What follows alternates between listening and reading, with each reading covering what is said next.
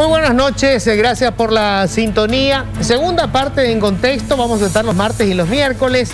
Como ya les habíamos anunciado, los martes vamos a enfocarnos en los temas económicos y los miércoles vamos a desmenuzar las cuestiones políticas. Y obviamente para hacerlo tengo que estar con una experta en la materia, así que mi compañera Estela Ruiz Díaz me va a acompañar todos los miércoles. Hola Estela, ¿cómo estás? Hola Luis, muy buenas noches a la audiencia y a los invitados ya, y bueno, muchos temas que tratar hoy.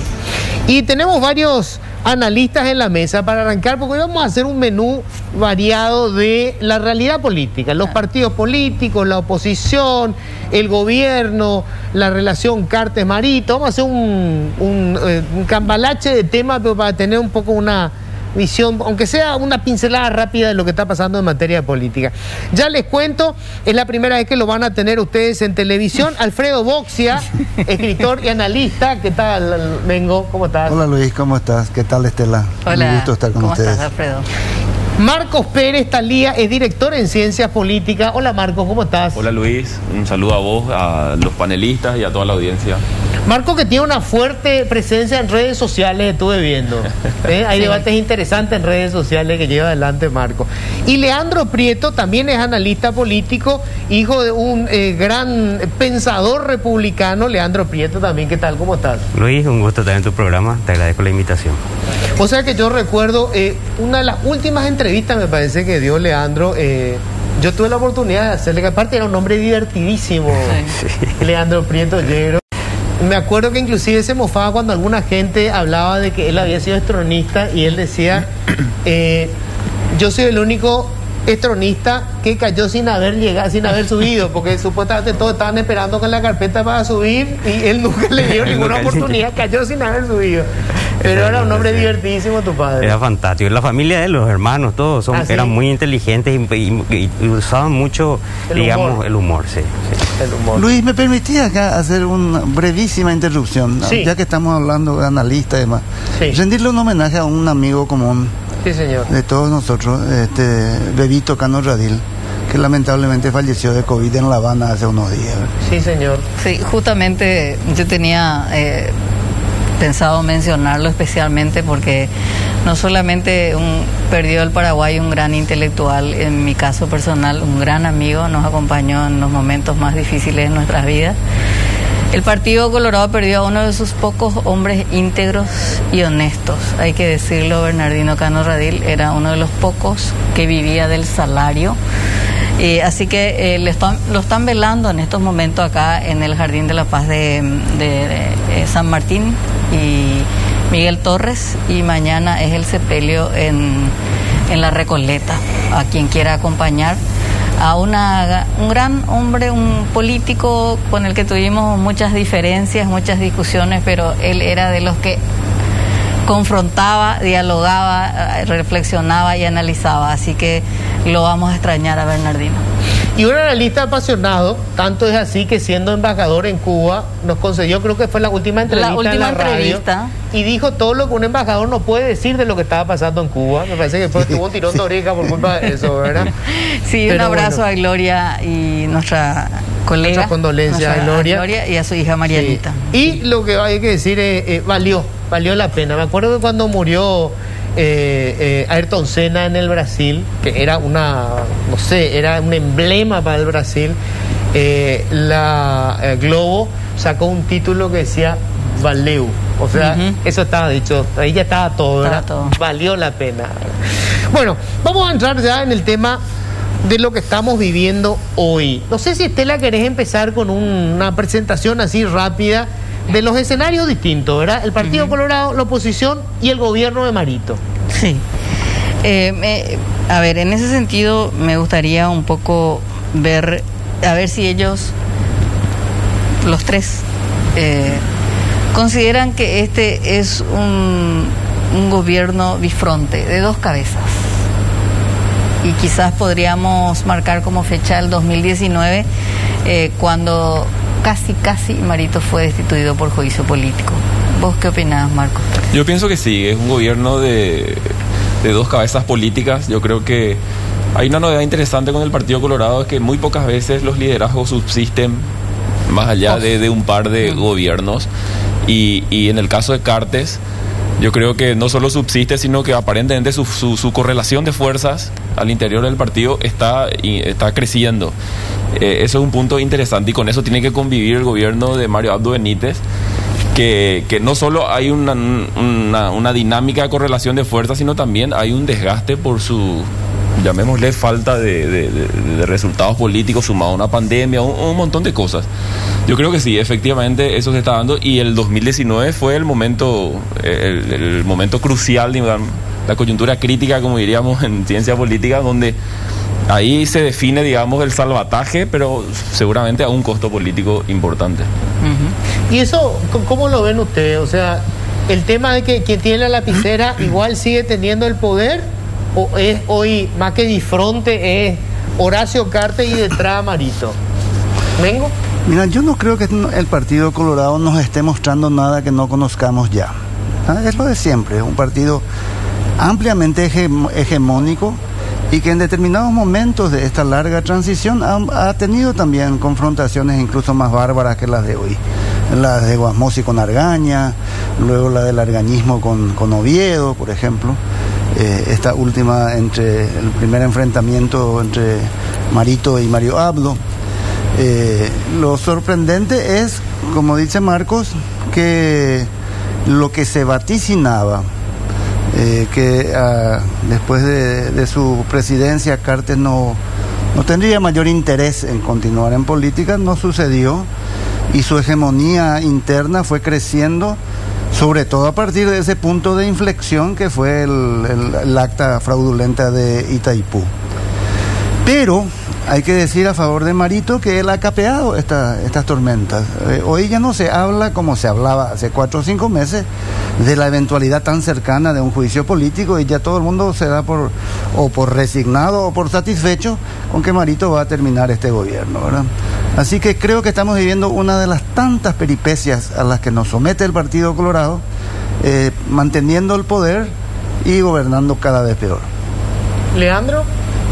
Bueno, yo creo que hay que buscar un poco en el comienzo de todo esto. Mario Abdo llega a la presidencia de la República con un equipo, no hablo de sus aliados, sino de su equipo de primeras horas, que si bien es un equipo llamativo para una senaduría, un ministerio, él llega como presidente de la República y ahí tuvo que improvisar, no solo improvisar una política, sino improvisar también los cargos de confianza, los cargos importantes, que no los tenía. Entonces él no llegó con equipo, empecemos por ahí. Otra institución que influye mucho en el comportamiento, no solo de los ciudadanos, sino también del primos inter pares, que en este caso es el presidente y puede ser cualquier otro ciudadano paraguayo, el diseño institucional pues es el que ejerce esa influencia y una institución muy fuerte en eso es el Parlamento.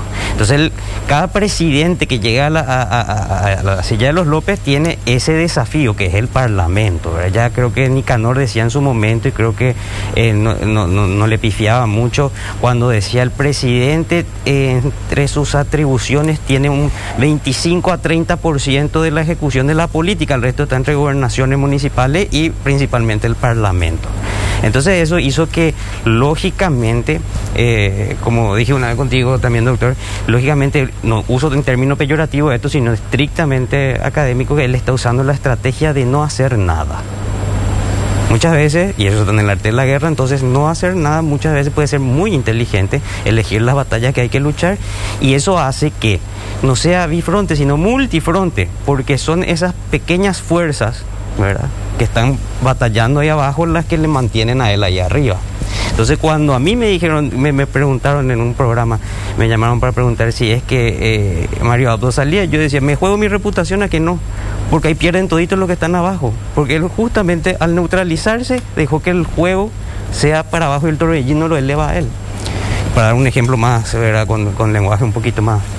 Entonces, bueno, y eso hace que esto parezca un desgobierno. Sin embargo, yo lo veo más bien como una estrategia que no sé si de suma inteligencia o de ya no poder hacer más nada, porque en la confrontación que él tuvo que tener con Horacio Cartes, otra vez lidiar con el Parlamento y después haber llegado a la presidencia de la República sin un equipo, ¿verdad?, que esté preparado para ocupar ese lugar, entonces no tenía más otra opción, digo yo, ¿verdad? Ahora, si no hubiera ocurrido la pandemia, ¿Cuál sería el escenario? O sea, Marito sería el presidente con una imagen tan debilitada como la que vemos hoy, o sería otra la situación, ¿verdad? Porque convengamos que la pandemia lo cambió todo, ¿verdad? Evidentemente, Mario Abdo Benítez, si tenía algún proyecto, no sé, desconozco si lo tenía, pero se tuvo que abocar exclusivamente a apagar el incendio que supuso la pandemia, a más de todos los otros males, porque convengamos que si algo se puede decir el presidente sin temor a equivocarnos, es que tiene una yeta brutal. Todo lo que podía salir mal, salió mal. Pero este Marito que tenemos hoy es producto de su propia, de esa actitud dubitativa que tiene, esa suerte de Fernando Luismo, parece que a veces le acompaña, porque ya para armar su gabinete luego se demoró no sé cuánto tiempo. Igual lo tendríamos así, o de alguna manera el COVID también lo convirtió en esta suerte de Cartes dependiente. Mira, Luis, a mí me gusta mucho trabajar con temas de cultura política, por ejemplo, con bases de datos de afuera. No digo que no confío en las encuestadoras locales. Yo porque, no. Porque no confío. Claro, o sea, okay. Para no ser Estamos tan de acuerdo. Duro. Y la POP y Latinobarómetro venían mostrando que al inicio los gobiernos preguntan cuánta confianza tiene usted en el gobierno que se inicia, etcétera. Y el gobierno Mario Abdo increíblemente salió entre los de menor confianza al inicio ya de su gobierno. Desde el vamos. Desde el vamos. A diferencia, por ejemplo, que por algunas razones distintas, el de Fernando Lugo fue el de mayor expectativa. El de Cartes tuvo alguna expectativa interesante y el de Mario Abdo bastante bajo. Supongo que a lo mejor ya el propio tufillo a fraude que hubo en el 2018, algunas cosas que no se aclararon, las razones que sean, ya no comenzó el gobierno con mucho empuje de confianza ciudadana. Y la pandemia, hay una politóloga interargentina que decía que la pandemia actúa como acelerador de tendencias ya existentes. Bueno, los servicios públicos que brinda el Estado paraguayo ya eran un desastre más allá de la gestión actual. O sea, la propia praxis política del Estado paraguayo y de sus actores principales ya era bastante criticable. Y me parece que como dijo Estela, o como dijiste vos, todo lo que pudo haber salido mal, salió peor. Entonces es un conjunto de cosas.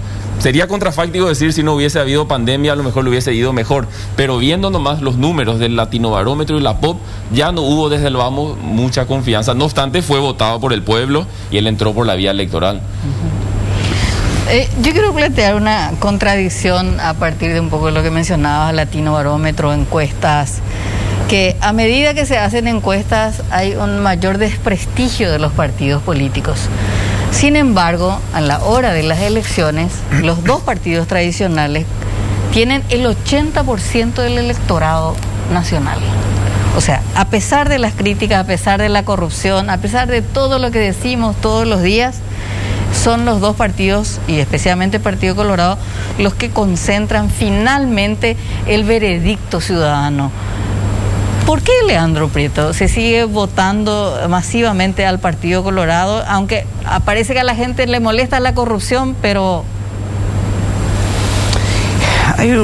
Hay un elemento que se menciona muy poco, que, bueno, desde la escuela donde yo me crié, básicamente, teníamos siempre en cuenta que es la tradición, ¿verdad? Paraguay, desde que fue colonizado por españoles, después de su independencia, fue un país, si ustedes se fijan, que siempre tuvo una conducta muy hacia la tradición, ¿verdad? Entendiendo la tradición como la entrega, ¿verdad? La entrega que nos dan nuestros padres, la entrega que...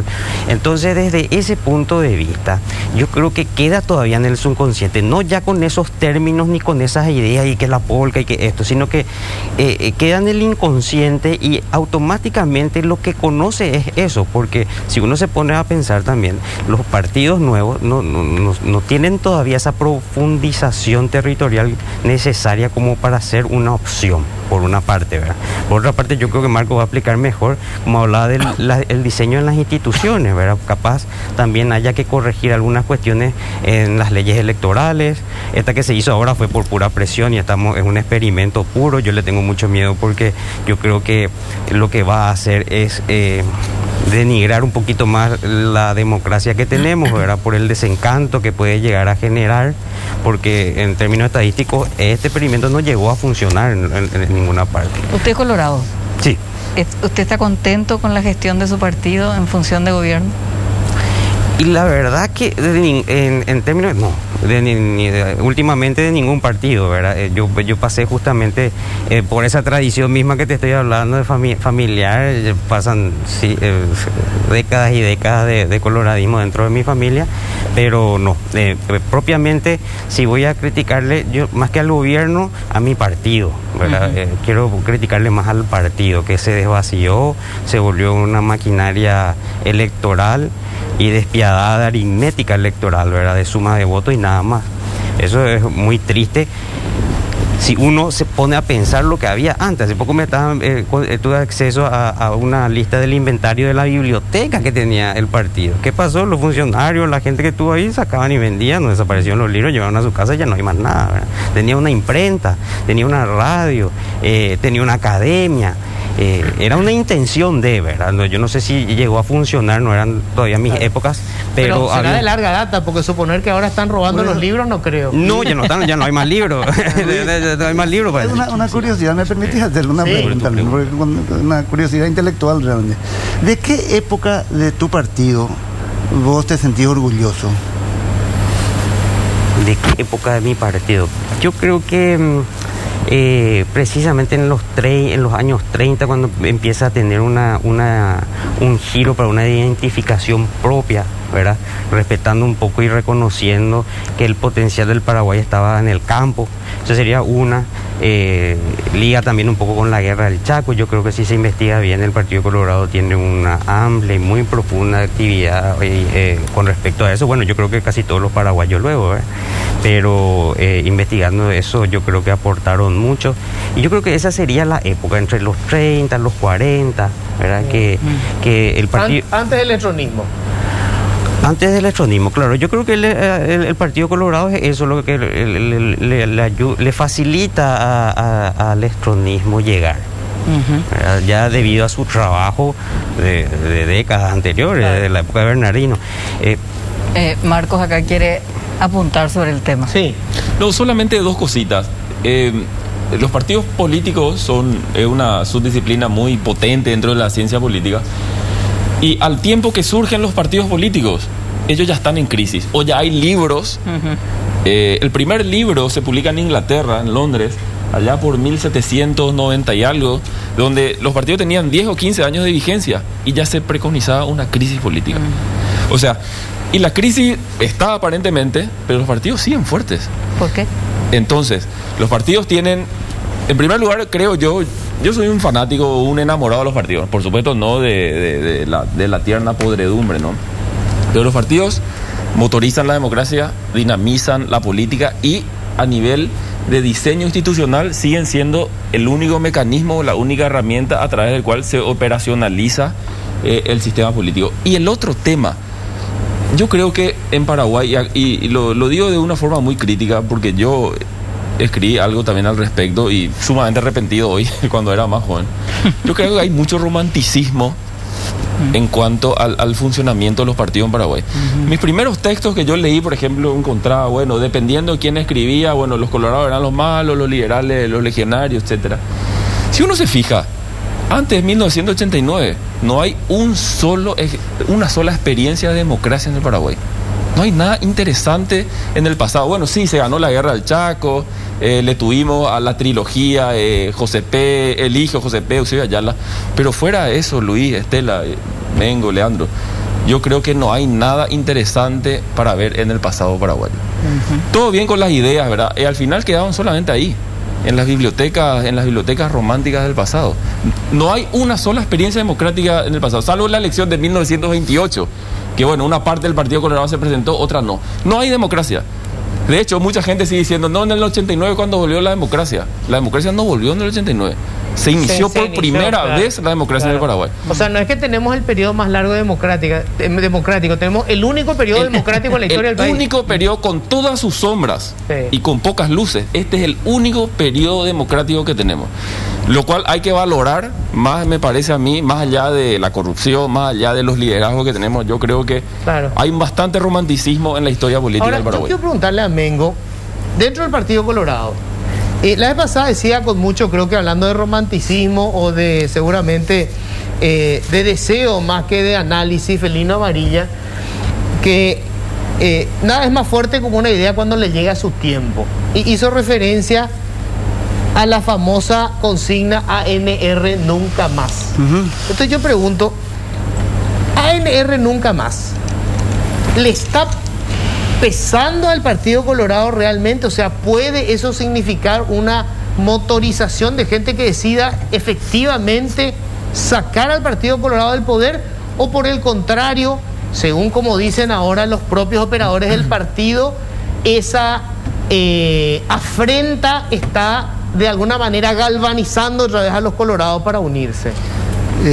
Bueno, es imposible. Yo creo que nadie puede saber cuál va a ser el efecto, ¿verdad? Porque es un fenómeno novedoso, pero potente. Y no es la primera vez que los colorados recurren a ese argumento para entusiasmar a sus masas. Muchas veces fueron atacados, pero la respuesta era la contraria. Fortalecer los símbolos, más polka colorado, más caballos relinchando, más bandera al aire. Así fue, por ejemplo, en 1998, cuando 3 o 4 semanas antes de las elecciones se ocurre aquella crisis gigantesca que lo deja a Lino Oviedo afuera, lo tienen que improvisar a un ingeniero que corría rally pero que nadie lo conocía como candidato a presidente, sacarlo de la otra fórmula Argaña, con que se odiaba con Oviedo y con Cuba, y la oposición en cambio venía unida por primera vez sin ninguna grieta. La INO filizó toda la oposición atrás. Oye, apelaron a eso, a levantar el espíritu colorado, y vaya que lo levantaron. En 3 semanas tuvieron 54% de los votos en esa elección. Pero ¿cuál es la respuesta ahora, Luis? Para que te des cuenta que ellos están percibiendo algo. ¿Vos viste alguna propaganda electoral en las calles, en la televisión o donde sea que tenga la sigla ANR? Ni Partido Colorado ponen. Lista 1, opción tal. Y eso es señal de que están recibiendo un golpe inesperado, que nadie puede todavía saber si va a quedar nomás en las redes sociales o se va a transmitir a la urna. Un fenómeno sociológico nuevo. Yo no sé si se puede citar en ese contexto lo que sucedió hoy en la Cámara de Diputados con el proyecto para retirar las placas alusivas a Stroessner. Patalearon los colorados, cuestionaron, dijeron que todas las obras que se hicieron en Paraguay fueron bajo el gobierno colorado, pero tuvieron que aprobar. Voto unánime. Voto unánime. O sea, yo sí que creo que hay un acuse de recibo. Claro que hay. En ese sentido. Claro que hay. Se nota por la respuesta. Porque antes no se hubiese permitido, hubiesen archivado, pospuesto el proyecto, pero hoy patalearon, dijeron de todo, pero aceptaron y aprobaron. Yo preguntaba sobre el tema ANR nunca más y qué tanto puede impactar, porque había leído lo que pasó con el PRI en México, que parecía absolutamente imposible que ese partido dejara de tener fuerza, de tener peso. Podía perder una elección, pero seguía siendo, digamos, el partido de masas más importante. Y finalmente terminó desmoronándose, pero de manera rápida, y no lo vieron venir, digo bien mejor, ni siquiera los principales analistas dentro del PRI. ¿Eso puede pasar con el Partido Colorado? O sea, ¿puede darse una reacción ciudadana y de repente ¡pum!, se cayó después de tanto tiempo? Yo haría alguna salvedad. En primer lugar, Twitter es un escenario sumamente interesante. Yo soy un fanático de Twitter, pero Twitter me parece que sigue siendo un microclima muy intenso en Paraguay. Lo que ocurre en Twitter es un escenario muy, muy pequeñito. Pero al mismo tiempo me parece que hay señales que se ven desde el Partido Colorado, como por ejemplo el influyente senador Juan Carlos Galaverna, que muy pocas veces habla. Creo que no hablaba en 6-7 meses. La primera vez que habló después de 6 o 7 meses fue para decir de que la ANR nunca más lo que va a hacer es tocarle la oreja a los colorados. Como que llama la atención que alguien cuya voz es tan escuchada salga a responder esa consigna, ese hashtag en un momento en particular. Y en segundo lugar también el nivel de los abrazos republicanos que se están viendo ahora, ¿verdad? Unos abrazos que te dan una piel de gallina, ¿verdad? Como se están dando un piri.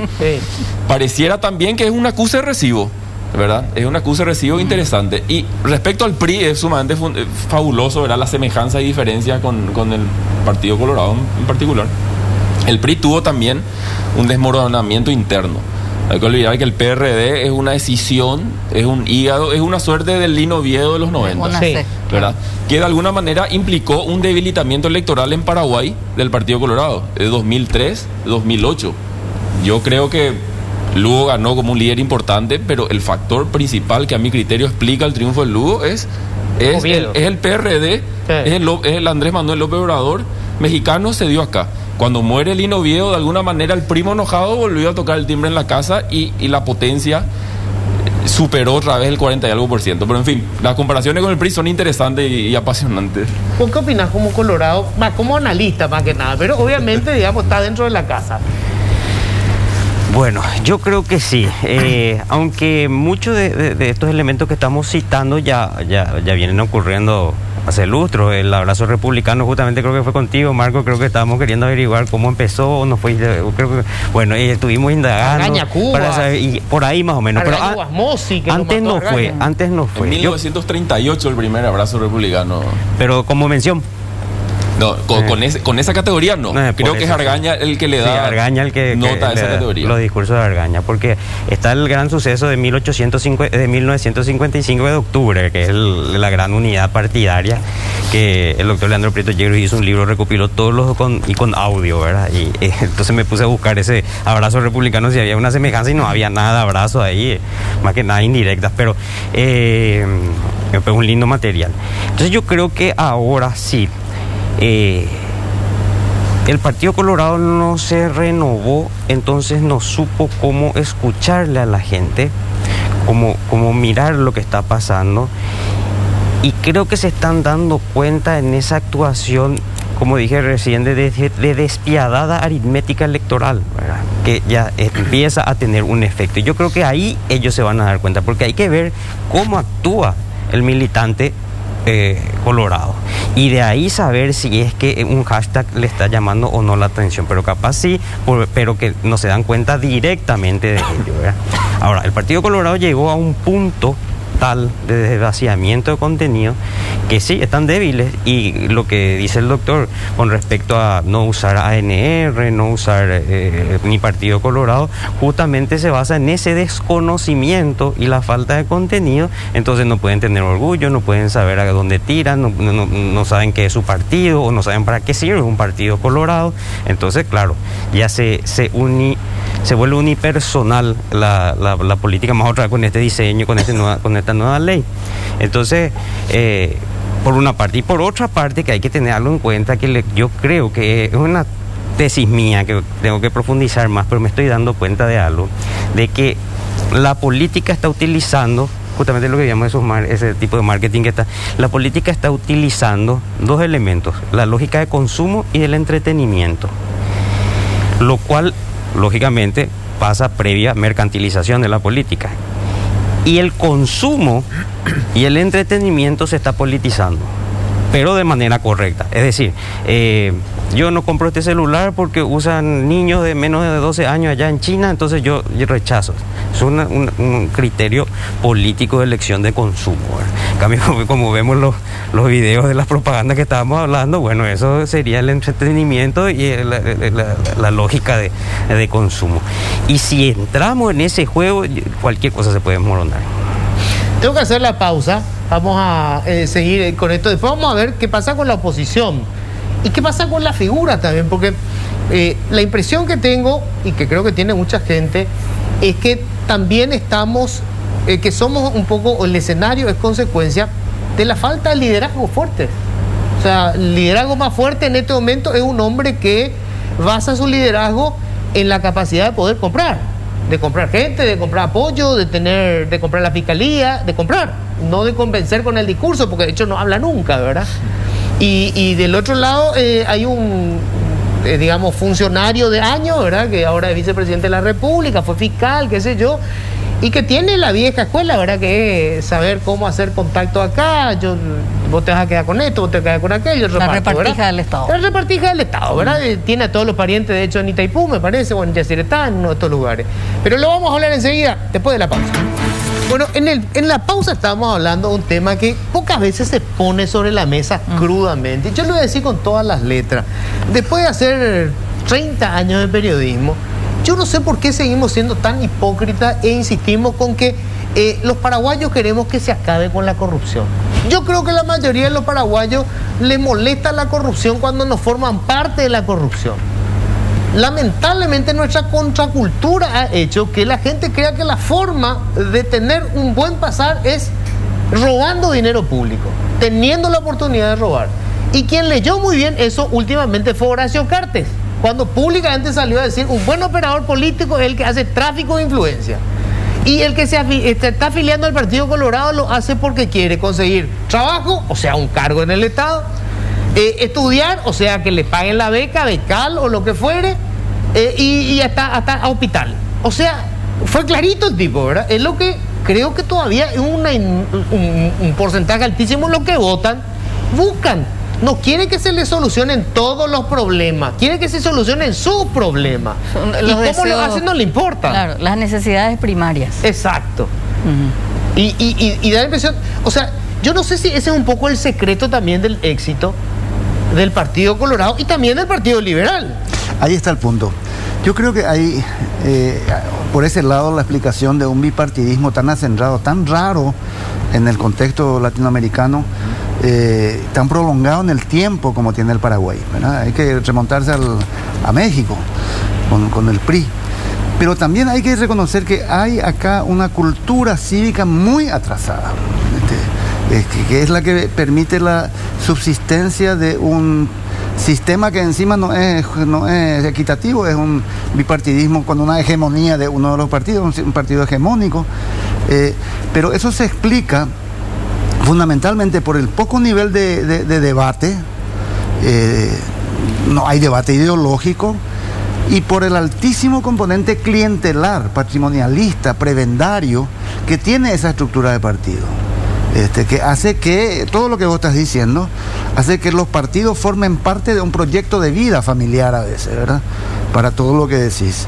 Entonces hay, como dice Leandro, mucho tradicionalismo, mucho más que en otras partes, justamente por nuestra falta de desarrollo de la cuestión cívica, mucho más que en otras partes. Todavía somos muy con elementos muy primitivos, me parece, de la cultura, pero fundamentalmente porque los partidos no necesitan, de hecho han dejado de tenerlo, un debate interno ideológico muy importante, porque son vehículos para satisfacer necesidades.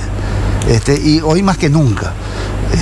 Y por eso el bipartidismo subsiste, me parece, con uno de los motivos, por lo menos, de manera tan fuerte y tan extraña para los extranjeros aquí en Paraguay.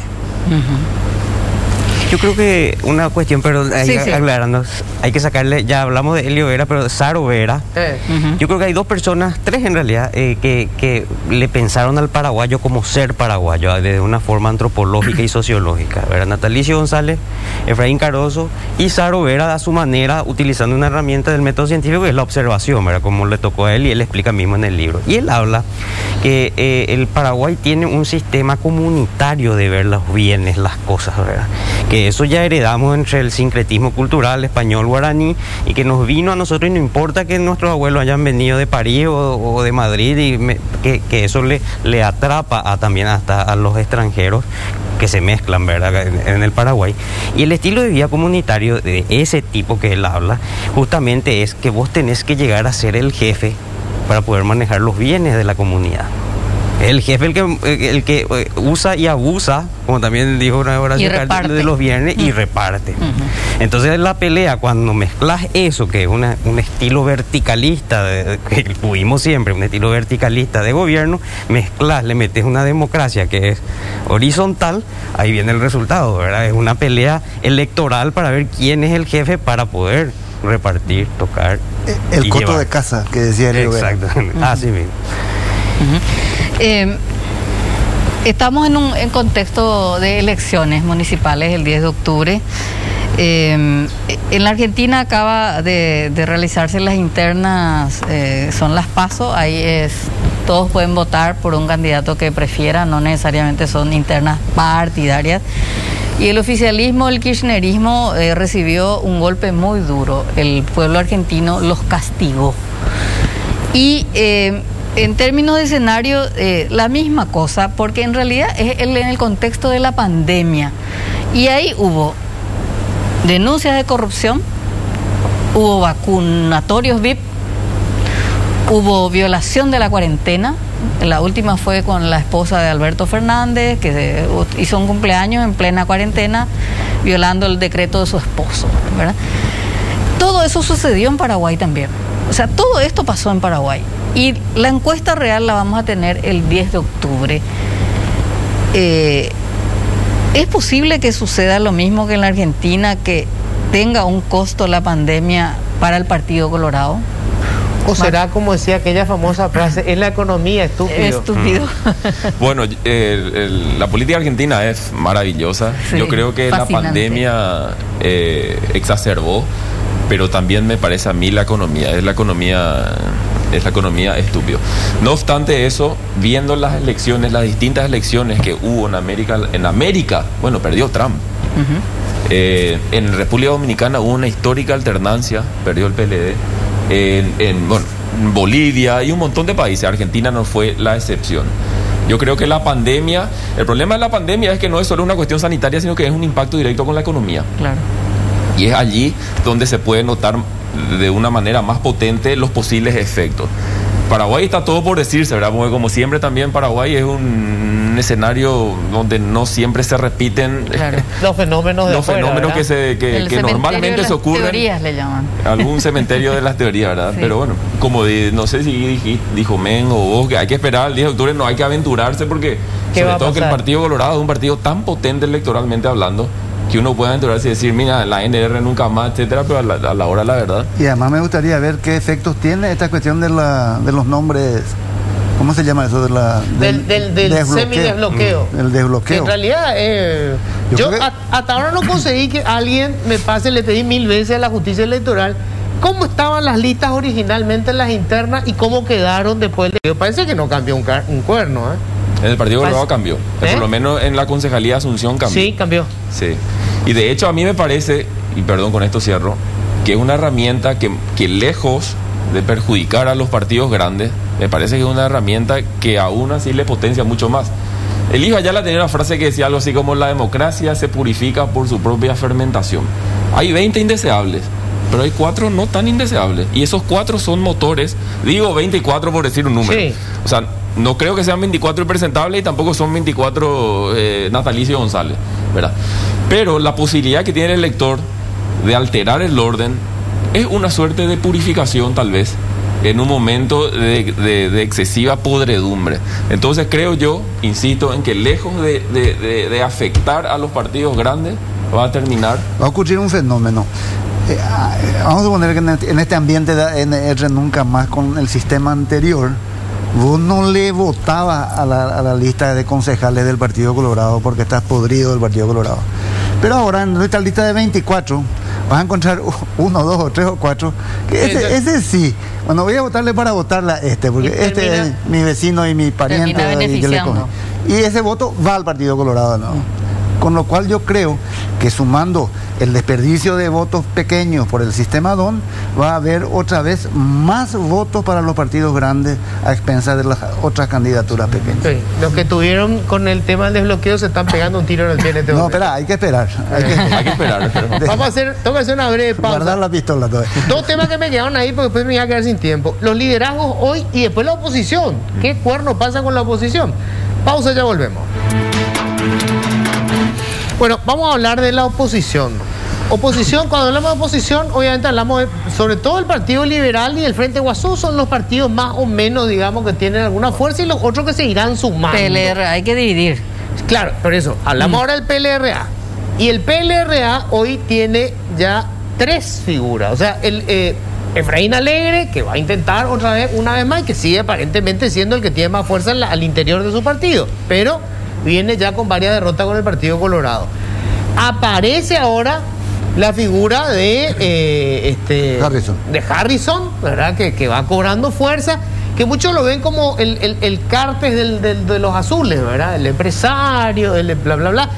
Y bueno, y después está el rejuntado de Blas Llano, que no sé a quién lo que le va a apoyar, ¿verdad? Ellos Te siempre agrego están- una persona que estaba trabajando en silencio para plantear su candidatura presidencial. Liberal. Martín Burr. Pero No, él ya negó dijo que ahora. no. Sí. Ya dijo que no.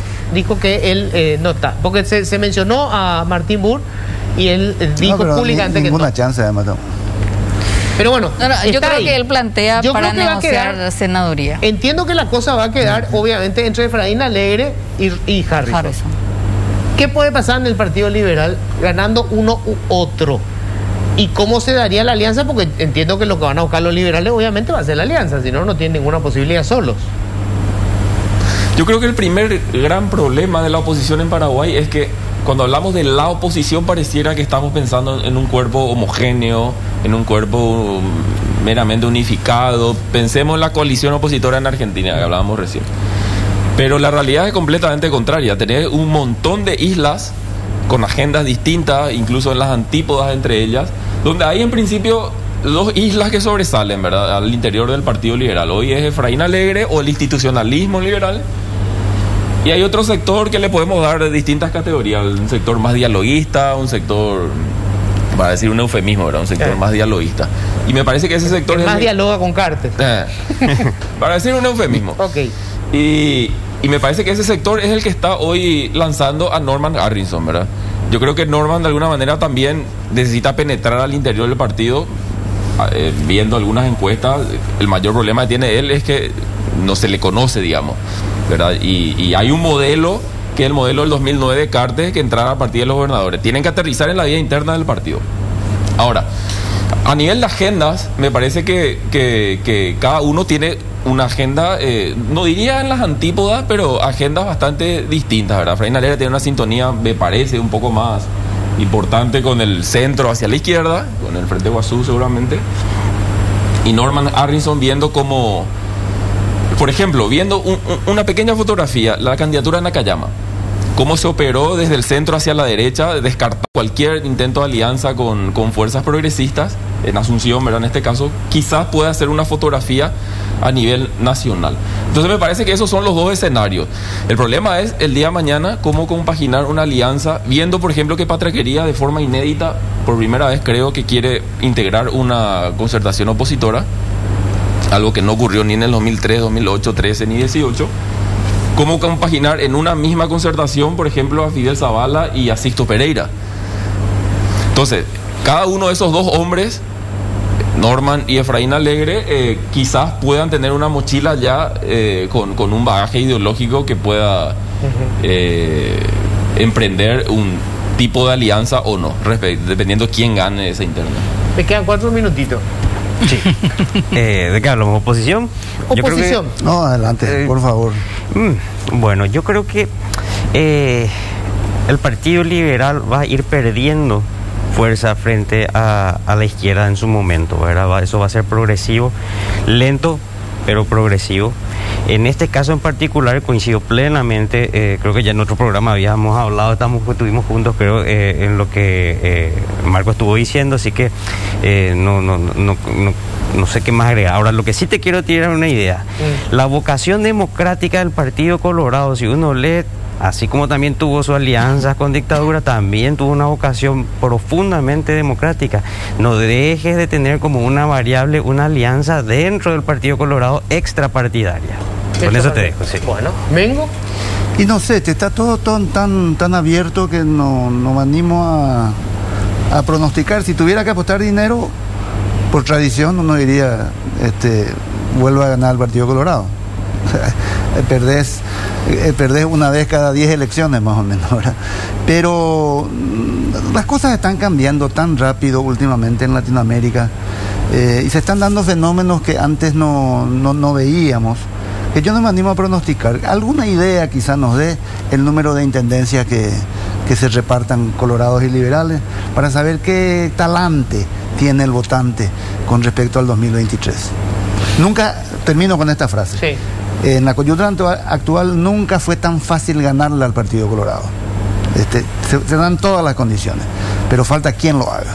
Falta como fue en su momento la figura emergente del liderazgo de Fernando Lugo, y ese hombre hoy no se ve, ese hombre o esa mujer. Pero las cosas cambian rápido. Estela, ¿vos crees que puede haber una sorpresa? Que surja una figura que hoy no conocemos. Yo creo que no. Todavía no, y el problema que se plantea es que hay un fuerte arraigo de los partidos políticos, y ese es un poco la fortaleza que tiene el Partido Liberal Radical Auténtico, que puede condicionar cualquier situación. A mí me parece que la fórmula que está planteando sobre todo el llanismo con Harrison es simplemente confrontar el poder económico de Cartes con otro poder económico y sin mucha diferencia en el envase. Eso es lo que yo estoy viendo por ahora, pero vamos a ver, seguramente las elecciones municipales van a ser un escenario donde vamos a tener mejor el mapa electoral. Digo, para cerrar, qué triste que todavía todo el debate sea conservador, ¿verdad? Que prácticamente no haya un debate ideológico, porque la ideología se usa solamente para construir los hombres de paja que hace el cartismo ahora, ¿verdad? La izquierda que quiere tomar, pero el debate sobre la cuestión ideológica está absolutamente muerto, y qué necesario es, ¿verdad? Porque todas las propuestas que tenemos son conservadoras. Yo creo que el gran desafío del sistema de partidos paraguayo es avanzar hacia un sistema más programático. Yo creo que cuando nosotros miramos qué ordena la política en Paraguay, bueno, hoy tal vez ordene el cartismo, anticartismo. De hecho, tan confundida está, tan perdida está la pelota, que bueno, leí que Hugo Velázquez puede anunciar que a Paco Vale Ledesma sea su vice. Me parece que está un poco... Pero yo no sé quién puede creer eso. Claro, pero el propio Paco Vale dijo, sí, es un gran amigo. Claro, y ¿por qué no? Yo creo que es show. Yo creo que un Paco va a pide. Totalmente. Quiero decir, está un poco desordenado qué ordena la política. Y solo cierro con esto. Yo creo que me parece que es un gran error leer la política paraguaya, sobre todo de la oposición, respecto a las cualidades del candidato. Porque acá hay un partido fuerte, hegemónico, donde una parte importante, si no casi toda la élite y de la oligarquía, llamémosle, de los sectores principales de la economía, responden al Partido Colorado. En el 2018, por ejemplo, nadie ya habla del tema de las encuestas. Ninguna encuestadora pidió disculpas con lo que, por lo menos yo le llamo la gran estafa electoral que hicieron en el 2018. Ninguna encuestadora pidió disculpas. Entonces, no es solo que Efraín Alegre Argel o Lugo tuvo menos porcentaje de votos, no solo a nivel de votos duros, sino en porcentual. Nos vamos. Primera ronda. Yo creo que hay muchísimo para debatir y me encantó, ¿eh? Gracias. Vamos a escuchar el próximo miércoles. Así es. Pórtense bien, feliz resto de jornada.